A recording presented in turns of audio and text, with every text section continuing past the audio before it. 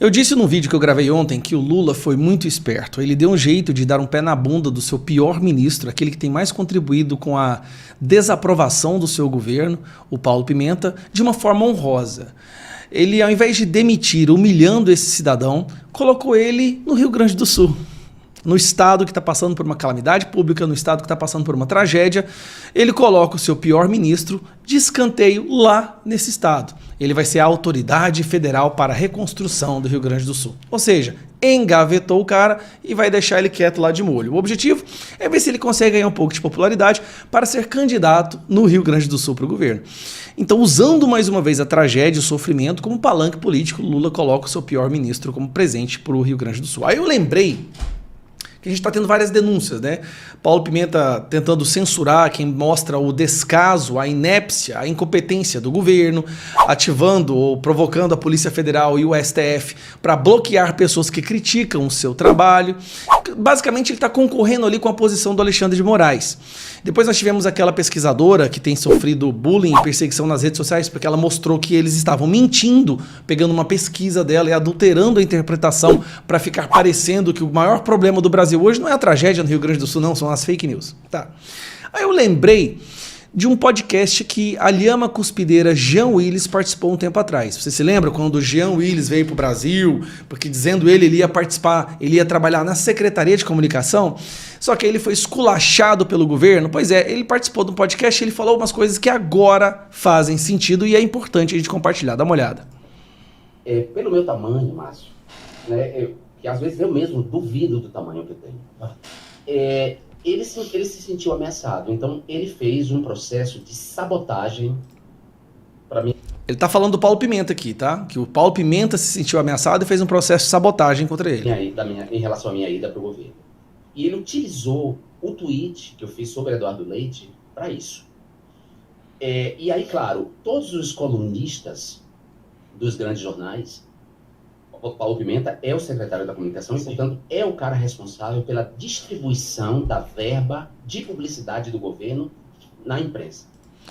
Esse detalhe é crucial. O Paulo Pimenta é o cara que tem a chave do cofre do dinheiro público que entra na Globo, na CNN, na Folha de São Paulo e no Estadão. Então, o Paulo Pimenta controla a imprensa porque é ele que dá dinheiro para a imprensa. Isso, eu não tinha percebido isso, e é assim que ele tem controlado a narrativa. Mas aí, vamos lá. Os veículos de comunicação. Então, ele nem precisa pedir. O simples fato das pessoas saberem que ele é o responsável por essa distribuição já leva pessoas a aderirem, digamos assim, às causas dele sem que ele peça. Então, o que ele está falando? Que ele nem precisa pedir para a imprensa impulsionar a narrativa dele ou perseguir aquelas pessoas que ele não gosta. A imprensa naturalmente fará isso para ficar nas boas graças do Paulo Pimenta e receber mais dinheiro público, entendeu? Então, todos os colunistas me defenestraram durante uma semana e era evidente que havia ali uma orientação da SECOM para isso, né? Que era parecer que eu era tóxico, que eu era radioativo para o governo porque eu havia criticado Eduardo Leite. Detalhe, Eduardo Leite votou em Bolsonaro em 2018, Sim. Fez campanha para Bolsonaro, e em 2022, Eduardo Leite ficou na dúvida, no primeiro momento, sobre quem votar. E ele só se elegeu governador do Rio Grande do Sul com o apoio da esquerda. Sim. Senão seria o Onyx Lorenzoni, o candidato de Bolsonaro. Que era a única criatura que não podia entrar. Exato. Mas então Paulo Pimenta fez esse trabalho de defenestração da minha imagem de uma maneira sórdida. Basicamente, o Jean Willis está falando que o Paulo Pimenta criou um gabinete do ódio para denegrir a imagem dele, ou defenestrar, como ele fala. Assim, eu vou dizer isso para você, e eu digo sem medo agora, porque eu queria dizer isso para alguém que eu gostasse. Paulo Pimenta é um mau caráter. Essa é a verdade. E, então, quando isso aconteceu, Márcio, eu pensei, na minha vida é muito assim. Eu disse, não é isso. Eu não tenho que estar no governo. Paulo Pimenta, enquanto ministro da Secretaria da Comunicação, aquela pessoa que tem a prerrogativa de colocar verba pública nos programas de marketing, de publicidade do governo, ou seja, ele dá o dinheiro para Globo, para CNN, para Estadão, Folha, para toda essa porcaria aí. Então ele tem o controle da narrativa segurando a chave do cofre. e criou um gabinete do ódio junto com a imprensa para denegrir a imagem do Jean Willis, porque ele estava com medo do Jean Willis e não queria que o Jean Willis entrasse na Secretaria da Comunicação. E agora, o destino prega peças, está sendo expulso, está levando um pé na bunda, porque, sinceramente, talvez foi o pior ministro da Secretaria da Comunicação que o Brasil já teve. Pior do que os da Dilma. Se bem que, com o caso do Lula, a pessoa tem que ser assim, um milagreiro, tem que, né, fazer milagres ali. Mas a incompetência dele foi uma das mais notórias que nós já tivemos notícia na frente da Secretaria de Comunicação. E agora, para se livrar desse peso, né, desse enxume, Lula coloca ele para cuidar do estado que mais está sofrendo hoje no Brasil, já pensando para ele fazer o seu nome lá e futuramente vir como governador do Rio Grande do Sul. É isso mesmo. Imagina, Paulo Pimenta, governador do Rio Grande do Sul. Era só o que faltava mesmo, tá bom? Fiquem espertos, galera. O Rio Grande do Sul está passando por uma tragédia agora e a esquerda está querendo usar a tragédia para causar mais tragédias lá na frente. Eu sei que o Brasil inteiro está no momento de tristeza vendo um dos nossos estados, um estado tão lindo, sendo devastado por uma catástrofe natural. Centenas de milhares de pessoas estão desabrigadas, 2 milhões de vidas foram diretamente afetadas. Já estamos chegando a 200 o número de mortos, que vai aumentar muito quando a água baixar e a gente puder encontrar os desaparecidos. Mas, ao mesmo tempo, eu acho que a gente não pode deixar de ignorar o sofrimento dos jornalistas da Rede Globo. Eles estão sofrendo muito, são pessoas que passaram por momentos muito traumáticos. E um que ficou emblemático hoje é o sofrimento da jornalista Cantanhade. Olha, eu acho que depois desse relato do que ela passou, dos traumas que ela teve que sobreviver, não nos resta nenhuma outra opção a não ser fazer uma corrente de oração para que a paz no coração dessa senhora seja restabelecida e que ela possa encontrar aquilo que ela perdeu e possa continuar a viver a sua vida. Vamos ouvir agora o sofrimento da Cantanhade. Então, claro, né, você se põe na posição dessas pessoas que perderam tudo, né? Roubar as minhas joias no Natal de 2023 foi doloridíssimo. Eu estou assim de coração partido, Cantanhade. Eu, de agora em diante, não vou fazer mais críticas à senhora depois de eu ficar sabendo que a senhora passou por esse sofrimento de perder as suas joias. Mais uma vez. Então, claro, né, você se põe na posição dessas pessoas que perderam tudo, né? Roubar as minhas joias no Natal de 2023 foi doloridíssimo.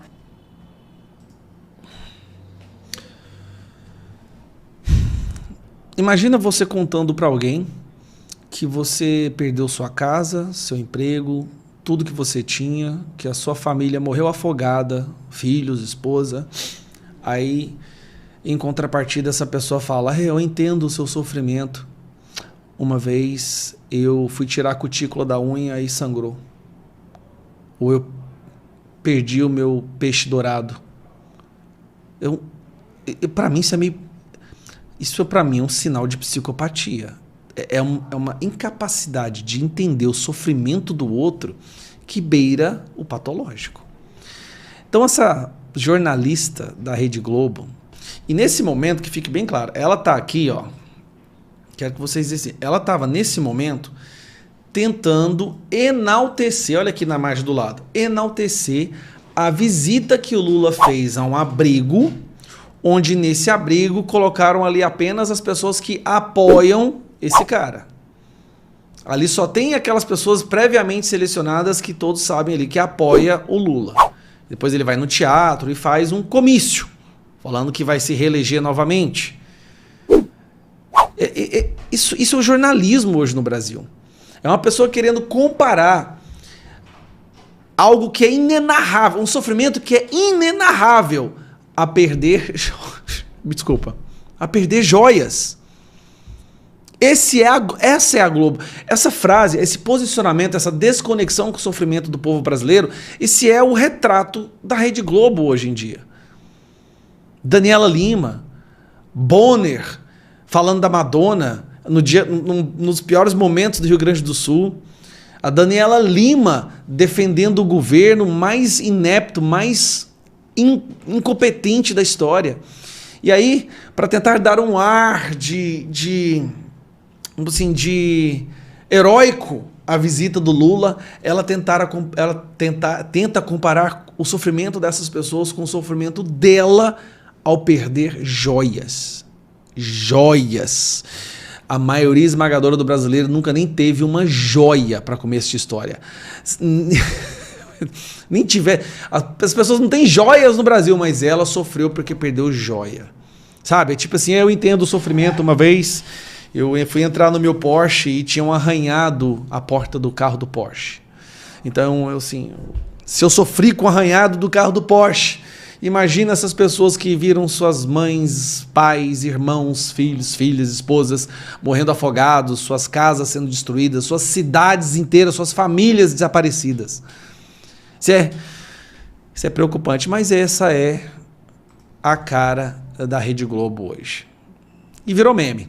É uma coisa tão absurda, é uma aberração tão absurda que só se compara às merdas que o Lula falou logo na sequência quando ele foi fazer um comício político depois dessa visita aí no abrigo. Depois de quase 3 semanas, o Lula decidiu visitar a população do Rio Grande do Sul. Por quê? Porque a sua aprovação estava tão baixa, a rejeição, o Brasil está tão indignado com o descaso do governo, que ele e a Lula tiveram que dar uma pausa na sua lua de mel, né, suas viagens internacionais pagas com o nosso dinheiro, para poder ir lá e tirar umas fotos e fazer um vídeo. A gente vai ter que resgatar esse país e não vai ser fácil. O Brasil inteiro já percebeu que esse governo é inepto, incompetente e não está sabendo lidar com a situação no Rio Grande do Sul. Bom, isso todos já sabem, mas agora está na hora da gente fazer as sugestões, o encaminhamento, oferecer a esse governo que está perdido, está usando essa tragédia como palanque político, as ferramentas e as ações necessárias para poder diminuir o sofrimento dos gaúchos do nosso estado do Rio Grande do Sul e já começar a trabalhar agora num plano de contingência que deveria ter acontecido há meses atrás, no início desse ano. Eu preparei 7 indicações que eu vou mostrar para vocês agora, que eu gostaria muito que chegasse ao pessoal do governo do Brasil para que essas ações pudessem ser imediatamente implementadas no Rio Grande do Sul. São sugestões que a gente faz ao governo através do parlamento, do Congresso, né, usando do peso do gabinete, para que eles possam, a partir dessa indicação, começar a aplicar esses projetos que a gente tem. O primeiro é providencie com urgência para a emissão de orientações claras e precisas quanto a documentos necessários para o transporte de doações via terrestre destinadas a áreas afetadas, sendo essencial que tais orientações sejam divulgadas de forma ampla e eficaz por meio de canais oficiais de comunicação do Ministério do Transportes e da NTT. Então, nós estamos vendo aí uma confusão das pessoas do Brasil inteiro em como fazer chegar até lá as doações, e muitas doações, inclusive, foram barradas, como a gente viu. Então, que eles ofereçam informações claras e precisas de forma ampla para o Brasil inteiro em como deve ser feito o processo para o envio de doações através do meio terrestre ou aquático. Essa aqui é uma sugestão para a Secretaria Nacional de Trânsito, a Senatran. Providencia a emissão urgente de uma normativa ou deliberação regulamentando o transporte via terrestre de doações destinadas a vítimas dessas calamidades, a fim de garantir que as doações cheguem rapidamente aos locais necessitados e que as operações de socorro e assistência às vítimas possam ser realizadas de forma eficiente e coordenada. Mais uma iniciativa, né, mais uma indicação para facilitar, agilizar o acesso ao que é enviado, porque o que nós temos ouvido das pessoas, dos empresários, né, que estão fazendo doações e muitas vezes estão tendo que gerenciar toda a logística de distribuição, é que o governo e as Forças Armadas não fazem a menor ideia de como fazer isso acontecer. Então fica aí uma sugestão. Essa aqui é para a Secretaria, para o Ministério da Fazenda. Providenciar medidas para fornecer suporte imediato à população e estimular a recuperação econômica da região, através da desoneração de impostos sobre produtos essenciais, tais como gasolina, álcool, diesel, querosene da aviação, materiais de construção, entre outros. Então, no momento de reconstrução do Estado, é necessário que haja uma facilitação na compra, na aquisição de materiais que serão essenciais, como materiais de construção, querosene de avião, para que pessoas possam levar os suprimentos e doações para lá com um custo menor, aumentando assim o número de doações. Gasolina, álcool, que são essenciais na construção e no transporte dos materiais. Vamos lá para a próxima, também para o Ministério da Fazenda. Providenciar reduzir a zero a alíquota de importação para produtos destinados à doação às vítimas das enchentes. Isso agiliza o processo de importação de suprimentos essenciais como medicamentos, alimentos não perecíveis, água potável, produtos de higiene pessoal, roupas e materiais de abrigo, entre outros, que são fundamentais para atender às necessidades imediatas das comunidades afetadas. Então, reduzir a zero o custo, os impostos sobre medicamentos, alimentos e produtos perecíveis para que esses possam ser enviados para lá. Ou seja, com menos gasto, tendo mais material e mais suprimentos para a população das regiões afetadas. Esse aqui é uma sugestão para o Ministério da Previdência Social e essa aqui é muito importante. Providenciar a prorrogação de prazos referentes aos serviços prestados pelo Instituto Nacional de Seguro Social, INSS, na região sul, como a solicitação e concessão de benefícios previdenciários, realização de perícias médicas, afastamento por conta de incapacidade temporária, auxílio-doença, ou seja, alguém que está sobre auxílio-doença e o período desse auxílio acabar agora, que seja prorrogado. Afinal de contas, não há nem sequer uma estrutura para que essa pessoa possa ir e requisitar a prorrogação desse auxílio. Assim como auxílio-saúde e demais procedimentos relacionados à Previdência Social, essenciais para garantir o acesso equitativo aos direitos previdenciários, essencialmente nesse momento de crise e emergência enfrentados pela região sul.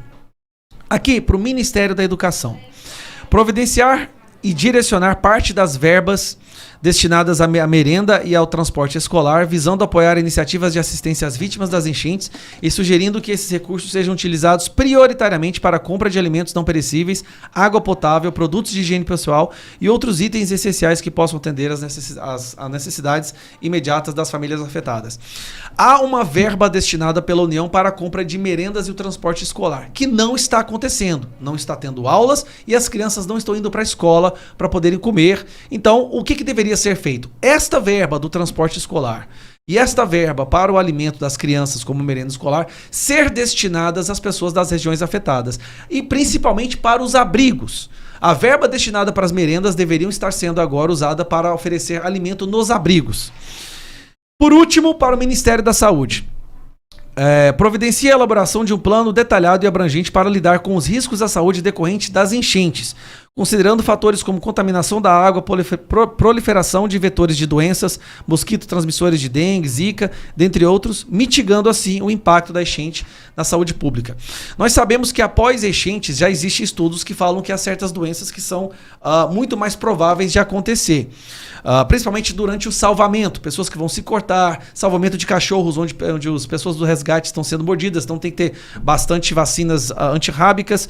Então é importantíssimo que haja uma avaliação de risco e já uma preparação, agora, já estamos atrasados, por parte do governo, para poder fazer uma contingência dos danos à saúde causados pós estas enchentes. Lembrando, não há saneamento nessas regiões, não há esgoto, com certeza nós teremos ali um número muito maior do que no resto do Brasil de doenças ligadas à água parada, à falta de saneamento, à desnutrição. Então o Ministério da Saúde tem que preparar um plano de contingenciamento justamente para essa situação. Então, são 7 indicações que nós fizemos, já estão todas protocoladas, como vocês podem ver aqui, já tem um número do registro do protocolo. Fica aí algumas indicações que o governo recebeu, agora resta a população cobrar. Cobrar porque a gente não aguenta mais essa incompetência. Tudo bem, não prepararam para o desastre, apesar de vários estudos falando que ele poderia acontecer, como seria, que pelo menos agora eles se preparem de forma organizada para poder diminuir o sofrimento da população da região do Rio Grande do Sul. É isso aí, um abraço, tchau. Saiu agora. TRE absolve Rogério Marinho de acusação de abuso de poder político e econômico. O Tribunal Regional Eleitoral do Rio Grande do Norte absolveu o senador Rogério Marinho do PL da acusação de abuso de poder político e econômico. A decisão foi unânime, seguindo o voto do relator Expedito Ferreira, que não identificou irregularidades praticadas pelo líder do bolsonarismo Potiguar. Ferreira considerou as provas apresentadas como genéricas e insuficientes para comprovar os abusos. Com essa decisão, Rogério Marinho escapa da cassação, mas os advogados do ex-prefeito de Natal, Carlos Eduardo Alves, do PSD, podem recorrer ao Tribunal Superior Eleitoral, TSE. Mais uma notícia na tela. Carlos Bolsonaro desembarca no Rio Grande do Sul. Após receber críticas, inclusive de aliados, pela ausência do clã Bolsonaro no estado durante as enchentes, o vereador do Rio de Janeiro, Carlos Bolsonaro, do PL, decidiu ir ao Rio Grande do Sul. O filho 2 de Jair Bolsonaro chegou ao estado na noite de quarta-feira, acompanhado por Fábio Weingarten, advogado e assessor de comunicação do ex-presidente da República. A primeira parada da dupla foi no município de Bento Gonçalves, onde visitaram locais afetados pelas chuvas nesta quinta-feira, ao lado do prefeito da cidade, Diogo Siqueira, do PSDB. Carlos e Weingarten explicaram que escolheram Bento Gonçalves, uma cidade serrana, para apresentar uma perspectiva diferente do impacto das chuvas no Rio Grande do Sul. Não dá para descrever o impacto visto de cima pela TV é uma coisa, mas participar do que está acontecendo é gigantesco, afirmou Carlos à coluna, destacando que pagou do próprio bolso as despesas da viagem. O vereador do Rio de Janeiro ressaltou que ficou impressionado com a enorme força de vontade das pessoas em sobreviver durante a visita. Tem gente que passa 2 dias subindo montanha acima para pegar helicóptero. É uma lição de vida que estão nos dando diante de uma catástrofe nunca vista, declarou. Segundo Carlos, a ideia é descer a serra em direção à região metropolitana de Porto Alegre nesta sexta-feira, para se encontrar com seu irmão Eduardo Bolsonaro, que também chegou ao estado. O prefeito de Bento Gonçalves relatou que Carlos e Weingarten foram à cidade para prestar solidariedade e ajuda a estabelecer conexões entre a prefeitura e especialistas em desastres. Na noite desta quinta-feira, Carlos e Weingarten possibilitaram uma conversa por chamada de vídeo entre o ex-presidente Jair Bolsonaro, que está internado em São Paulo, e o prefeito.